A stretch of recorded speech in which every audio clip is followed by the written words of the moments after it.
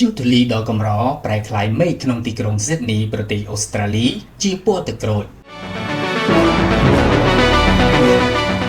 ទីក្រុងស៊ីដនីនៃប្រទេសអូស្ត្រាលីត្រូវបានគ្របដណ្ដប់ដោយអពណ៌ទឹកក្រូចនៅថ្ងៃអង្គារនេះបន្ទាប់ពីព្យុះធូលីដ៏ធំសម្បើមមួយមានប្រភពពីខាងត្បូងប្រទេសបានបោកបក់មកពាសពេញអាគ្នេយ៍នេះបើយោងតាមការចេញផ្សាយរបស់កាសែត Mail Online នៅថ្ងៃទី27ខែឧសភានេះព្រឹត្តិការណ៍អាកាសធាតុដ៏កម្រនិងគួរឲ្យភ្ញាក់ផ្អើលនេះបង្កឡើងដោយខ្យល់បក់ខ្លាំងនិងលក្ខណៈអាកាសធាតុស្ងួតខ្លាំងក្នុងប្រទេសអូស្ត្រាលីភាគខាងត្បូងដែលមានភ្លៀងធ្លាក់ទាបបំផុតព្យុះនេះបានបក់ឆ្លងកាត់រដ្ឋ SA Victoria និងចូលក្នុងរដ្ឋ New South Wales ឥទ្ធិពលនៃព្យុះនេះបានកាត់បន្ថយភាពមើលឃើញយ៉ាងខ្លាំងនៅក្នុងអាកាសយានដ្ឋាន Canberra និង Sydney ខណៈល្បឿនខ្យល់បានឡើងដល់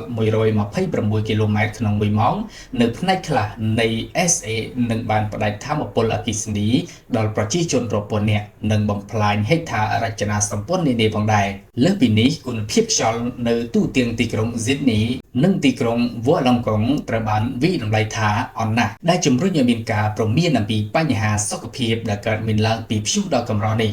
ប្រជាពលរដ្ឋត្រូវបានណែនាំឲ្យស្នាក់នៅក្នុងផ្ទះបិទបង្អួចនិងជៀសវាងសកម្មភាពក្រៅផ្ទះក្នុងអំឡុងពេលមានព្យុះ